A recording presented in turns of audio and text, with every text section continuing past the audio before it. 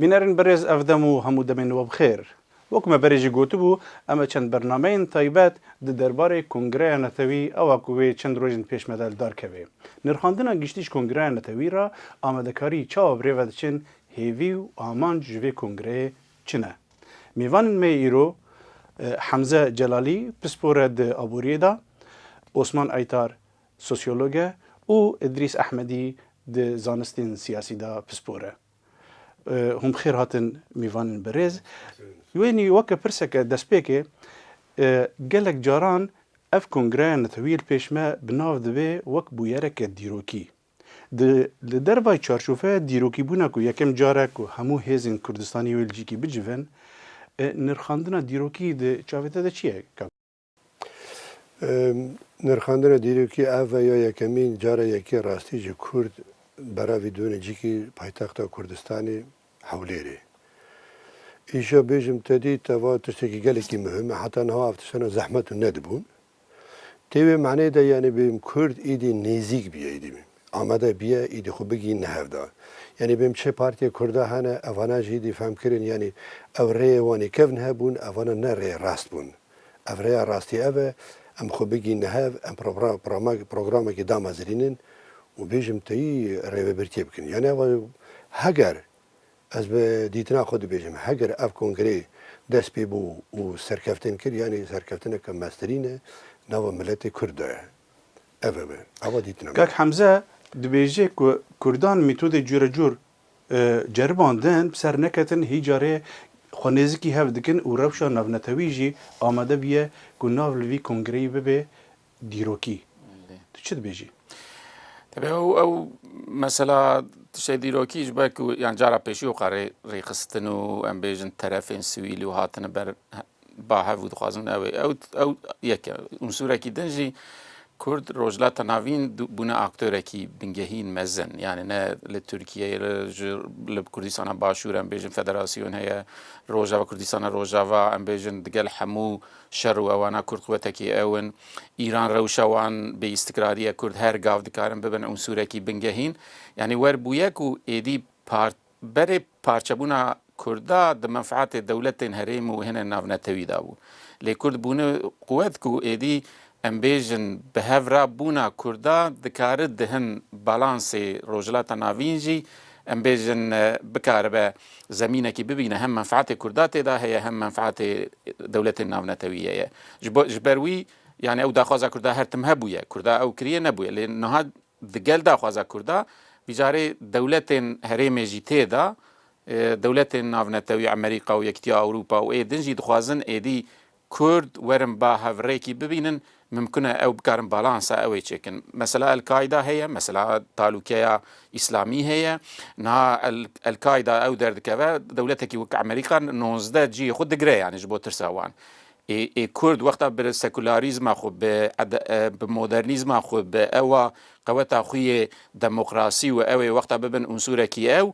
ew menfaetê hemiya têda ye eslê. Ji gelek can di tê gotin numuneya Başûrê Kurdistanê ji ber ku wexteke gelekî kin e 20 salê ku derbas bûyî numuneyeke gelekî baş di rojhilata naverasta dayê çi dwarê demokratî û azadiya çapemenî û tiştê din da. Tu lêkolînên siyasî dikî. Kongreke netewî menawiya dîrokî çi ye? پێم وابێ پێشتر وەختێکە هەوڵی سازدانی کۆنگرەی نەتەوەی دراوە لە دەرەوەی وڵات دراوە یاکەی لە شرایەتێکی زۆر خراپدا مەسەن لە کوردستاندا شەڕ هەبووە یاکەی تەنانەت شەڕی نێوخۆیی هەبووە بەڵام ئەوڕۆ احتبارێکی زۆرتری هەیە چونکە حکوومەتی هەرێم وەک خۆشتان ئاماژتان پێکرد ئەوە 20 ساڵێکە خەریکی سازی دروستکردنە پەیوەندی بەربڵاوی نێودەوڵەتی هەیە پێم وابێ تاسیری هەم لە سەر ڕای گشتی کوردی هەیە هیوایەک دروستەکە کە ئەو پارچە پارچە بوونەی کە پێشتر هەبووە بەش بتوان دەربازی بکەن تاسیرێکی لەسەر وڵاتانی دراوسێ هەیە بەوەی کە کورد توانێت لەسەر ئەرزی واقع نیشان بدا کە توانێت بڵێت بێتە مایەی سەقامگیری و وەکو کاگوسمانی زۆر بە دروستی ئاماژەی پێدا لەو شرایەتێکدا کە ڕۆژهەڵاتی نێوڕاست هەر هەمووی لە هەڵوەشانەوەدایە و لە عینی حاڵیشدا کە لە هەڵوەشانەوەدایە هیچ هێزێکی بڵێن هیوا بەخش نییە ئەوەی کە هەیە هێزی تونداژوو و ئفراتیە لە کاتێکی ئاوادە وەختێکە کوردی نیشان دەدا کە دەتوانێت لە دەوری یەک کۆ بێتەوە لە عینی حاڵدا ئەزمونێکی دموکراتیک و ئەزمونێکی مدرن و سێکولەر لە خۆی نیشاندا بێگومان باندۆری سێوەمیشی لەسەر وڵاتانی دەرەوە دەبێت بە تایبەتی و ڕۆژاوە کە لە ڕۆژەڵاتی نێوەڕاست بەرژەوەندی ژێوە ئێکۆنۆمیک و بڵێن ژێو استراتیژیکیان هەیە بۆ کورد دەتوانێت لەم پەیوەندیەدا بەو کۆنگرەیە نیشان بدا کە ئەتوانێت ئەکتەرێک بێت کە بتوانێت بێ هاوپەیمانی وڵاتانی پێشکەوتن خواز و ئەو وڵاتانی کە بڵێن گرنگی بە مافی ژن دەدەن بە مافی مرۆڤ دەدەن و گرنگی بە دموکراسی دەدەن لەو ڕۆ بە بۆچوونی من ئەگەر سەرکەوتوو بێت دەتوانێت ببێت بە کۆنگرێکی مێژووی ینی دخوازی بێژی کورد دخوازن ڕۆژە ئیرۆ ڕوویەکی نە پێشانی وڵاتین دووروبەرێ و وڵاتین جیهانێ بدن ئەم مودێلەکە نەوەک هون دفکردن ئامادەکارنی ji bo vê kongrê di 600 endam wînî cem hevde û 300 mîvan karekî yekcar mezin e û gelek rengên siyasî wê tên bejdar bibin konsensuseke ecêb lazim e de ji bo ku ev bi şêweyekî rast û dirist birêve biçe me gelek hevpevîn li ser cadê Stockholm û bajarê din me bi xelkê re kir hinek hene hêviyên xwe nîşan didin û hinek jî hene metirsînên wan hene berî ku hûn bersîve bidin ka fermo em li vê reportajê temaşa bikin. tişteke baş bikin û Kurdistan çêbê û Kurd bine yek êdî bes yanî hizb û hizb etxwazim Kurd ne yek û ser aleke tenê bin. Rewş ne wek dilê min dixwaze ez hêvîdarim ku Rêzdar Mesûd Barzanî bikaribe تأثیرا خو بکی کو انجامکی باش لکنگری که کرد به هلوستکی یک گرتی در کفن کاربن به هفر دنگ خو بگینن دنیای نونرتی کی وکو کوته بحث کرن ده یکتیا ملتان به دست خینن و کرد کاربن یک دست بن یک هلوست بن گلکی باشه باوریامش بویجی از پیروزبای لکنگری دکم تف مترسیه خواه جبرکو تجربه ما لباكور هنا يعني هن طرف هنا دخوازن خو بسقينن لسر تمام بارتيين كردي وهر شهر برشي كردستاني اويا ما ترسيك درز دك لباي وك من درسوس كو خمخوري ولاتي خو اي ملتي خونه زي فيدار موجي لخو فقرن ودستي خو بيخن دستي كردا ايرو روش البارج بو كردا فرصتين خوش هاتنه از ببيجم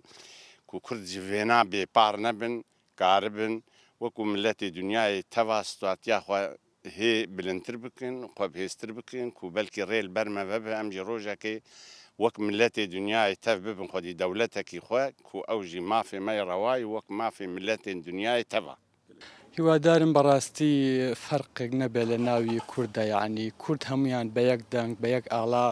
بەشداری بکەن. ئەنی بەڕاستی پێویستە کورد لەم کاتەیە یەکگرتوو بێ لەبەر ئەوەی کە کوردیش پێویستە وەکو وڵاتانی تر ئێمەش وڵاتێکمان هەبێ و سربەخۆی کوردستانمان هەبێ. کۆنگرا نەتەوی داخوازێکی کەم بوو ساڵانی هەفتەی داویا هەفتەی ئەف داخواز هەبوو لێ نەچوو سەری با خویا دکە نێزیک بووی قەیستەویایە بچ سەری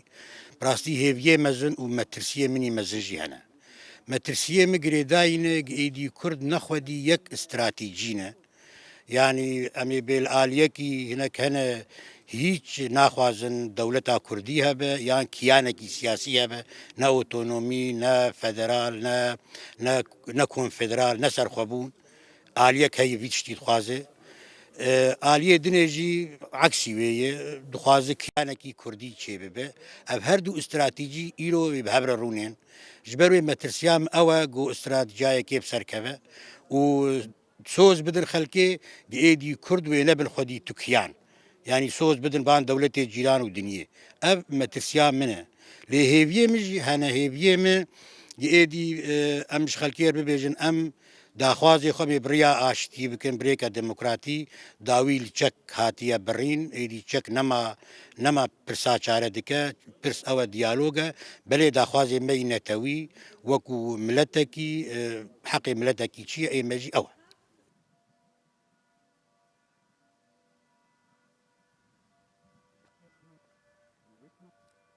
Berekek Hemze yanî eger mirov Kurtî bêje di hindir vê civaka hane ku hemû hêzên siyasî û civakiyê Kurdistanê ji her çar alîn Kurdistanê û ji derveyê Kurdistanê wê beşdar bibin. Me tirsîn û hêvî دوێ کنگرێدا چنە؟ Ez ya yekemîn bêjim eva rast e bêjim tedît eva Kurdistana Başûr biya weke hêlînekî bêjim hêlînek evokekî ji bo milletê Kurd giştî. Bêjim bi taybetî ji bin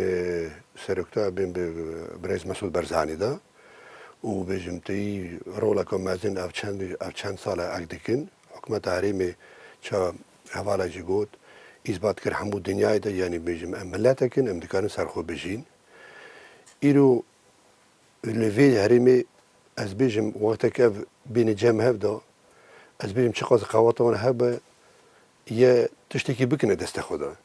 Lê hene metirsîn hene bêjim helbet bêjim tedît bêm dewletê dewrbarê Kurda ez bêjim ye çawek bêjim teyî ye biceribînin bêjim teyî tu ew jî tiştekî ez li vê tiştî dinêm normal e bêm wekî hinekî bêjim teyî bikine ev ser nekeve. Yani bêjim caran te dibînî şewas bêjim Tirkiye be yan İran be yani Sûriye be yani hem heta be Iraq xwe be jî bê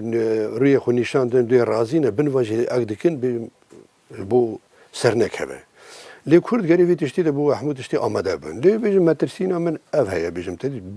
belkî xwedî ne. Lê ez bawer nakim ev tişta hebe lê ez bawer dikim Kurd e serkevin. مترسینên zêdetir çi ne ji metirsînên ku welatê dûrûberê di binî ra bixwazin kongre ser nekeve? Ya metirsîn çi ye? Mesela wexta problemekî mezin ewêke dibînim. Yani bi salan münaqeşe hat kirin di wextekî Kurd da biryar hat dayîn ew wextekî Kurd da çêke. Ew bi xwe minek mişkilat tîne. Yani na komisyon ava kirin ew ê rapor hazir kirin nizanim ew bikin di aliyê xwe da yani cara pêşî Kurda bi em bêjin 100 sal münaqeşe kirî 50 sal münaqeşiye kirî niha nav mehekî da dixwazin komisyona lêkolîna hemû tişta bike. Ew ترسێکی هەیە و ئەو هێڤیا و دپێن ئەو پلانێک هەیە نەکەوە سەری لێژ بۆ من ئەز هێویدارم و یانێ ئەv وەرم با هەv هەنم پرەنسیبن گشتی و کوردستانینە لە هەv بکنجی ئەو کۆنگرانەتەویەک و هەموو دەبێن کووردا گرێ بدە وانە تەمسیل بکە وی گاوا پێشی نەبەژی لێ گاوا پێشیدا هەنێک تشتێ متەوازی ببنجی دووردا کورد فایدەیە یانێ وەرم با هەv ئەم بێژن هەفتوو گداریکن پرۆسەسێکی دیالۆغی دەست بکە کارێدانە لێ وەرنەبە دووەختێکی کووردا ئەو کۆنگرا نەتەویەک و دەبێن وەک ئەمساڵ ئەوێ هەموو کووردا گرێدە پەیمان و زمانی یەک بووی و ئەوێ دووردا مەترسیا یان ترسا منێ مەسەلا وەخت هەیە یعنی ئەوێ نەگیژن یعنی کاک عوسمان دەبێژێ ji ber ku wext gelekî teng e wê amadekarî gelekî xweşik nebin ji kongrê re yani ev yek ji metirsînan e tu jî hembawerî من پێم وابێ وایە بەڵام ئەوەی کە لە زانستی سیاسی ئێمە دەزانین لەسەر سازی بڵێن دروستکردنی ئینستیتیوشن ئەوەیە کە ئینستیتیوشن توانێت بە دوو شێوە دروست بێ یەکێکی خالیسن لەسەر ئەساسی تەوازنی هێز بالانسی دەسەڵات یەکێکی دیکانەوەی کە لەسەر ئەساسی تەوافق دروست بکرێت یعنی ڕەزامەندی ئەو لایەنانەی کە پێکێنەری ئەم سازیەن جای دی تەوازنەکەش دەتوانێت وا بێ کە بالانسێکی ئەو تۆش لە بینیاندا نەبێ بەڵام توانێت سەرکەوتوو بێ مەسەڵەن نمونەیەک کە ئێمە دەتوانین باسی بکەین هەر ئەو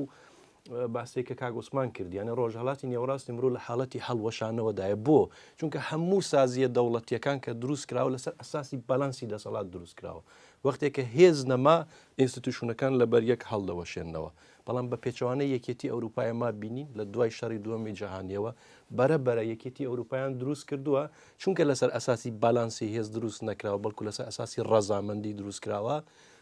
باشتر دەتوانێت خۆی ڕابگرێ هی کورد من پێم وابێ ئەوەیە ئێمە پۆتێنسیالی پارچە پارچەبوونمان زۆر تێدایە بە بۆ خەتەری هەرە گەورە خەتەری دەرەکین یە خەتەری نێوخۆیە ئەگەر ئێمە بتوانین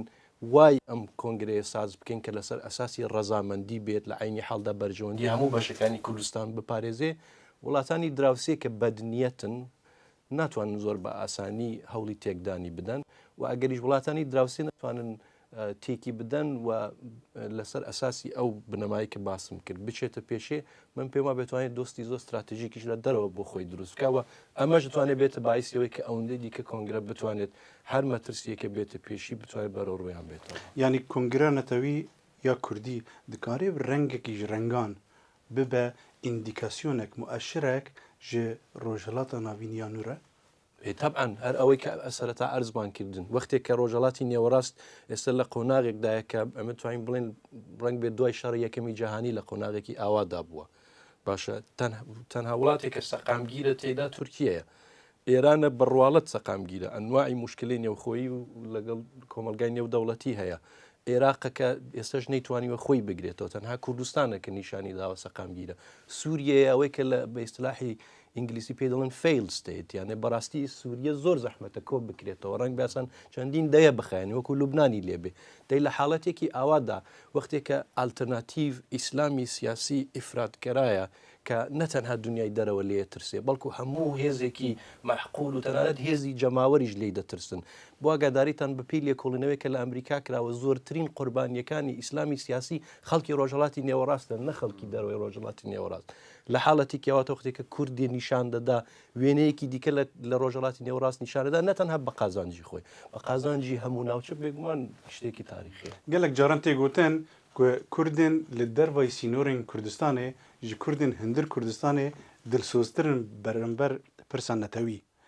Wexta behsa Kurdî dervayê Kurdistanê jî dibe behsa Kurdê İstanbula kevin Anatolya Navîn Kurdê Libnanê û Kurdê Sovyet dibe û hinek ciyên din tu bixweş Kurdê Sovyetî di yanî raya giştî di nav Kurdê Sovyet da berember kongreyekê netewî çawa ye ولا بەستار بێم ڕێیا کوردی سۆڤێتی بێژم ئەو ژی عینی وسە چا مژوارە گوت بێژم تی gelek şane tiştekî pîroz dibînin lêm ça min bi pêştecî got ew me tirsînek heye rast e bêjim te dît ve hevalej dibêjin Sûriya heta nahê weke dewlet hê heye İran cî me wate binên İran gelekî qewat e Tirkiye jî aynî wesane bêjim Iraq jî bêjim te hinekî vir de wê de xwaytîne dibe me tirsîn ji vir daye zanî bêj bi wanek bêm Kurdê em Kurdê Sovyeta berê tecrübe hene çimkî dibêje dibê wate muxebaratê wana bêjim te ji binava dikarin mesela Kurda berhev bidin yanî îsa bikin ser nekeve bêjim ew jî mesela bi weke me difikirin bêm te bên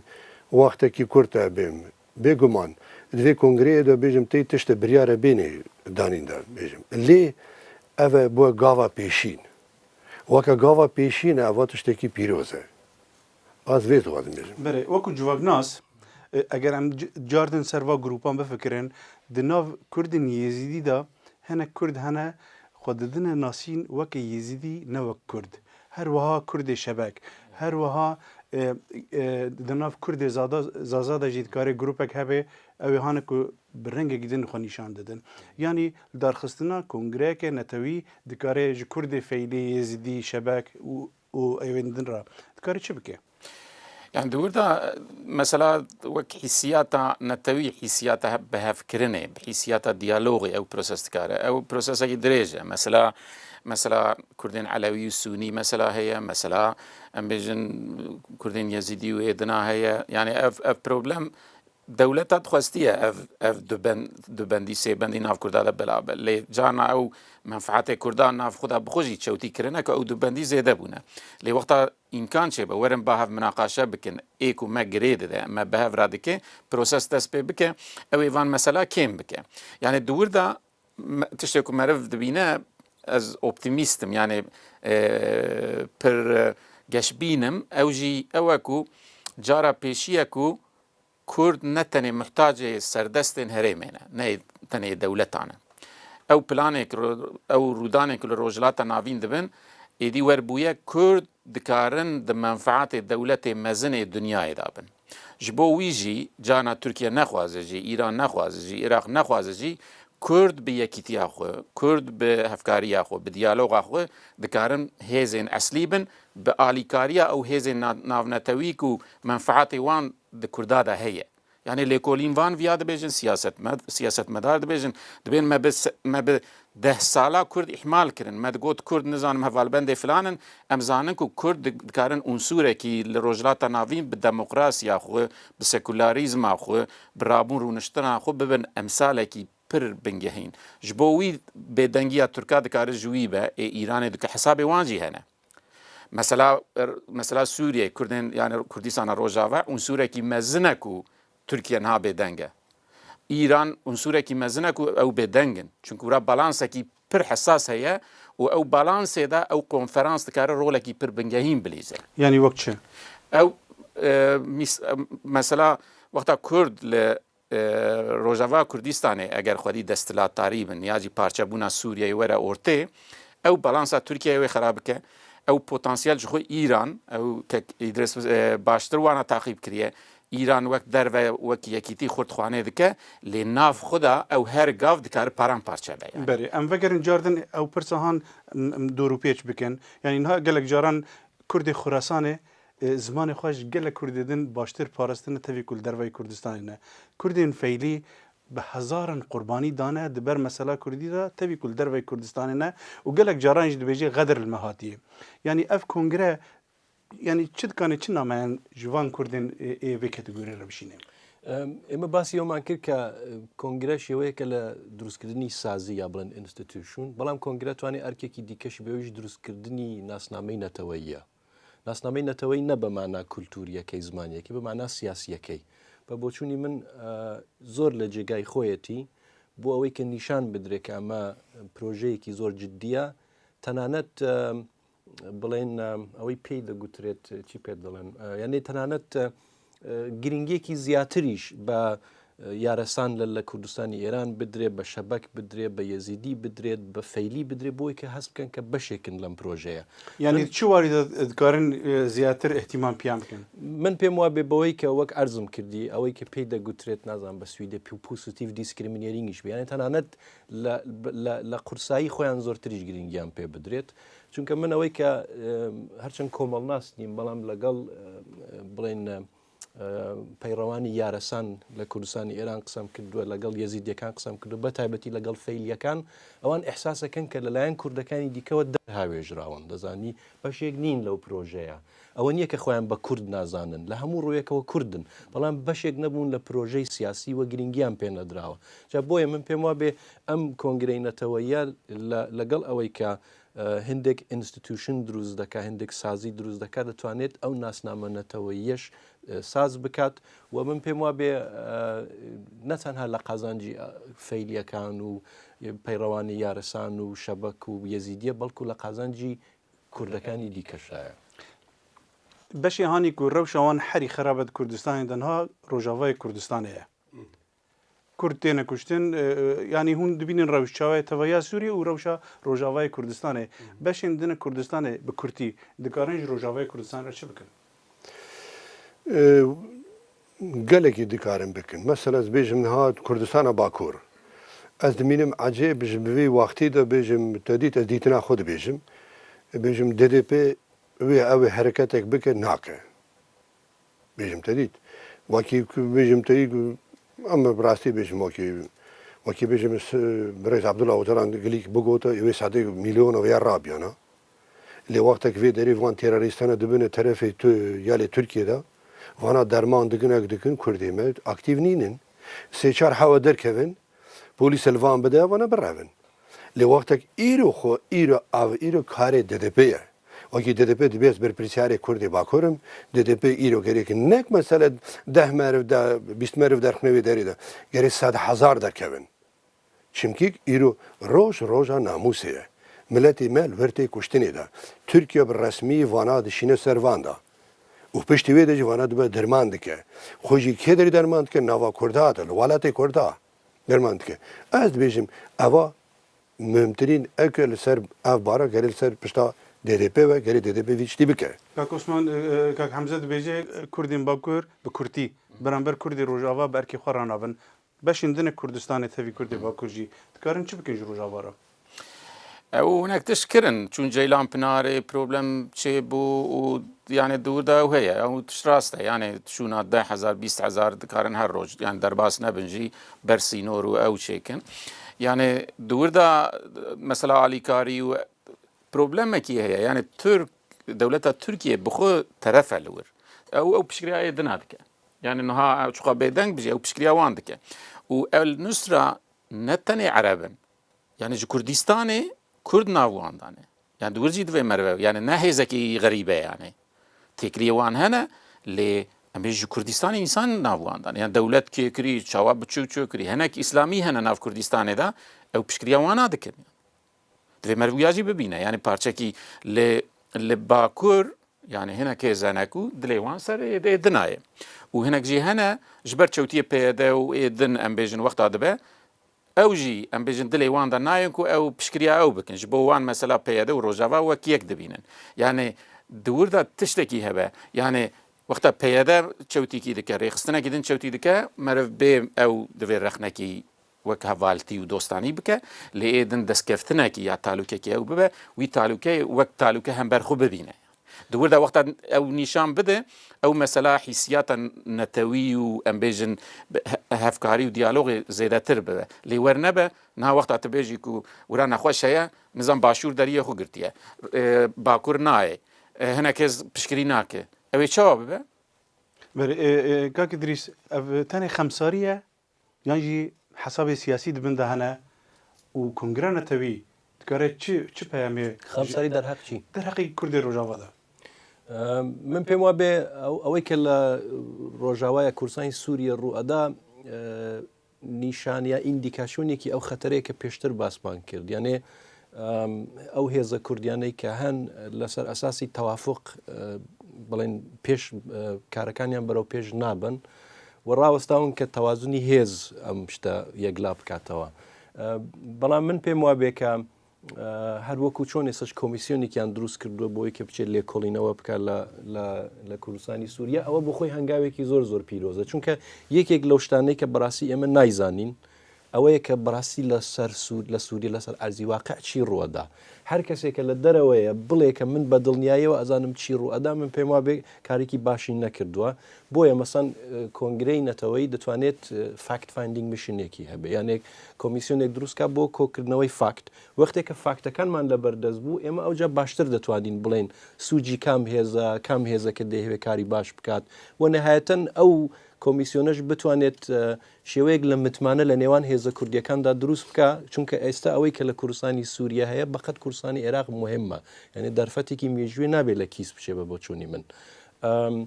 وەکی دیکە ئەوەش من بڵێم کە تاکو کۆنگرە دەستی بە کارەکەی نەکردووە و کۆمیسیۆنانە کارەکانی خۆیان نەکردو خۆمان بوێرین لەوەی کە هێزێک تاوانبار بکەین یاکەی ڕەخنە لە هێزێک بگرین یاکەی تاریفی هێزێک بکەین من پێم وا بێ وەختێکە ئەو کارانەکرا ئەو جاتوانین بە شێوەکی دروستتر لەگەڵ لەسەر و مەسوول قسە بکەین یەک کێشەیەن نەتەوا کورد ئەوە زمانێکی مەی ستاندارد نینە نویسێکە مەیە ستاندارد نینە بەری کۆم بەحسەفەی مەسەلێ بکەن کورتە ڕێپۆرتاژەکە مەیە کام هەورە لێ بنێرن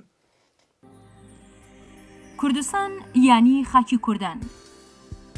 لەم شوێنە هەزاران ساڵەکە کورد دەژین و زمانی زگماکی خۆیان تا ڕادەیەک پاراستووە ئەمڕۆ نە زمانێکی کوردی هاوبەش و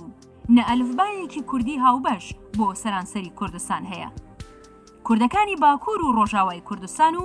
بەشێک لە کوردەکانی سۆڤیەتی پێشوو کوردەکانی لوبنان پیتی لاتینی بەکاردهێنن باشوور و ڕۆژهەڵاتی کوردستانیش پیتی عەرەبی بەکاردهێنن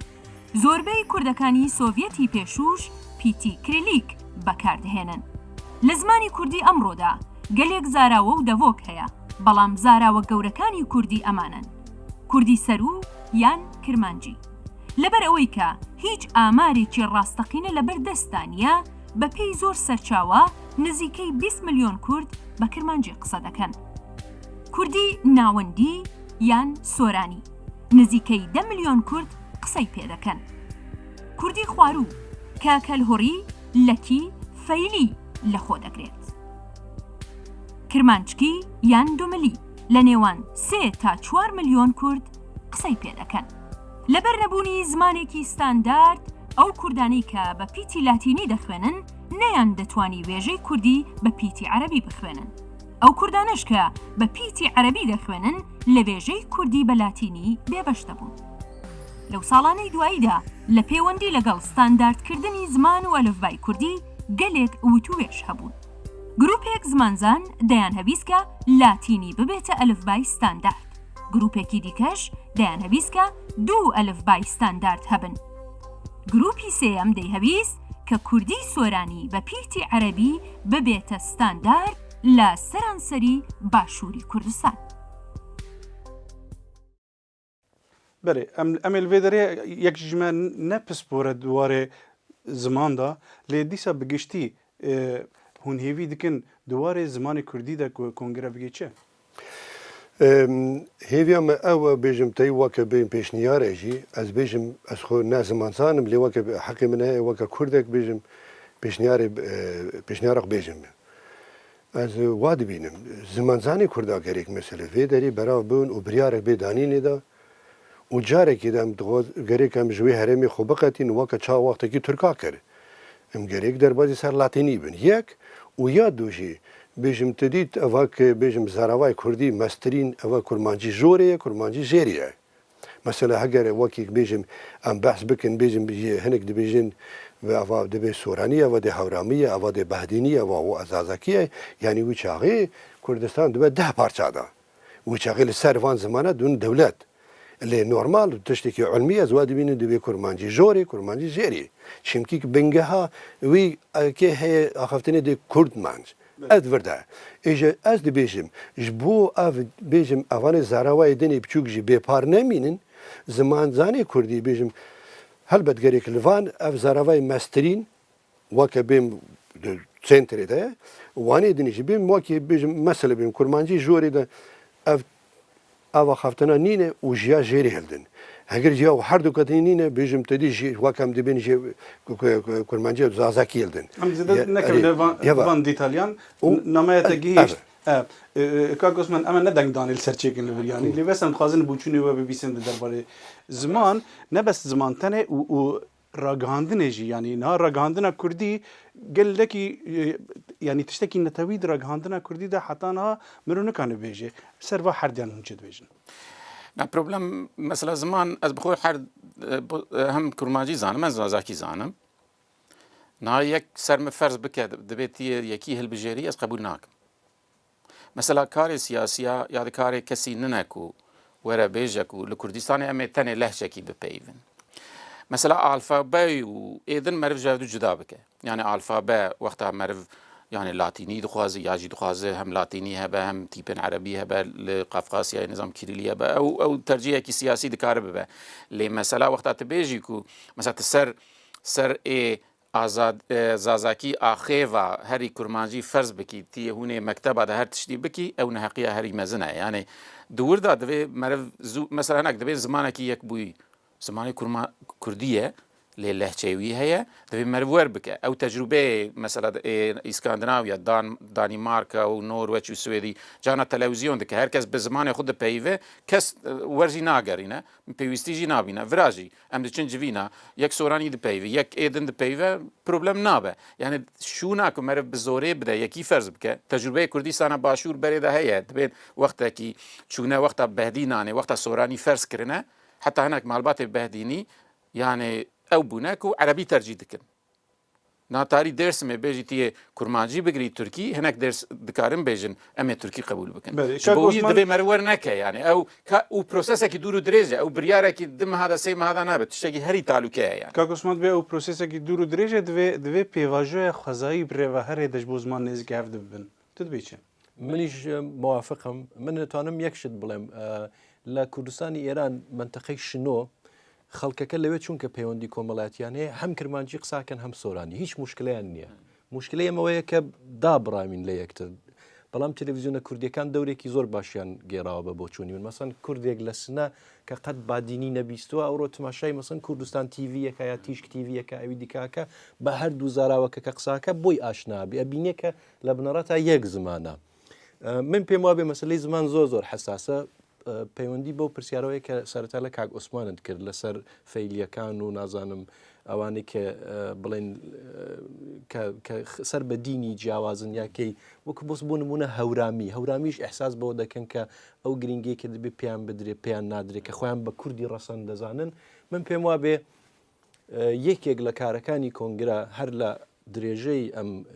سازکردنی ئینستیتوشنەوەیە کە پسپۆڕی کورد بێنن ئەوانەی کە زمان ناسن هەندێک کاری جددی بکەن کە باشترین شێوە بۆ ئەم مەسلەیە چییە بەڵام من لە کۆتایی توانم ئەوە بڵێم بە پێشەوانەی زۆر کەسی تر کە ئەم فرەیەتیە یاکەی ئەم بوونی زاراوەی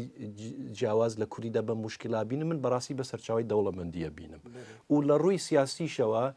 ئێمە نابێت بینین سیاستی تورک و فارس و عرب بەرهەم بینینەوە یعنی بینین شتێک بسەر بێنین بەسەر ئەوانی دیکەدەنە بە پێچەوانە ئەبێ هەمیشە ئەو دەوڵەمەندی کوردی ئێمە تاکیدی لەسەر بکەین و بە دنیای دەرەوەش بڵێن ئەمە سەرچاوی دەوڵەمەندی ئێمەیە نەلاوازی gelekî baş e kotayî da ez dixwazim bi Kurtî tedî ev hêzane giş digêne hev gelek kes hene dibêje divê mirov hêvî mezin daneyne ku bigêne hev lê tiştekî minîmum tiştekî herî kêm û prensîp û bingehî divê bigêne hev di hêviya te de lazim e ser çi bigêne hev بله ez wa dibînim lazim e ya yek ez bêjim gerê komîteyek bê damezrandinê weke bêjim tedît weke nêzîkî dostoriya Kurdistanî be yani konstitûsyona Kurdistanî be yek divê de bêjim tedît gerek bê hilbijardinê bêjim serokê wê serokê wê gerek bêjim tedît dibe weke serokê hemû Kurdistanê bi Kurtî yani destûr serokê kongrê zêdetir serokê kongrê yani serokê Kurdistanî û cîgirê wî Plus divê derê de jî gerek bêjim bankeka dunyayê navnetewî ya Kurda bê damezrandinê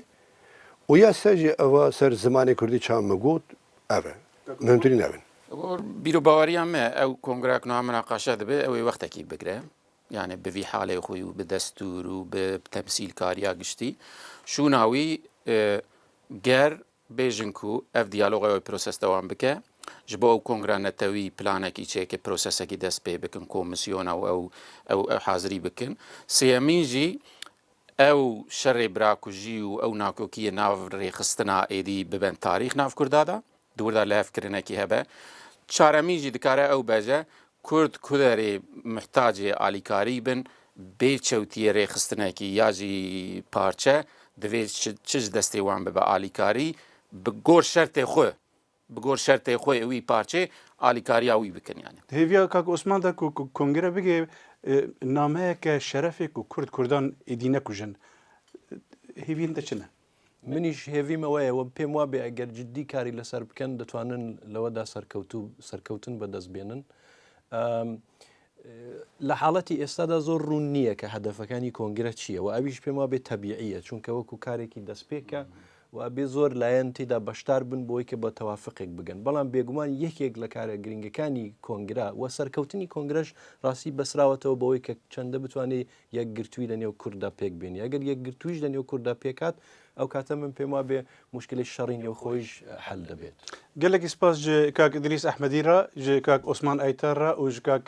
Hemze Celalî re ku min bejdara programa bibûn gelekî spas ji tîma Kurdistan TV re ku hîşt ev program bikeve jiyanê spas ji bînerên berê re ku min heta nal pêşî giranê meman heta programeke din her şad û bextewer bin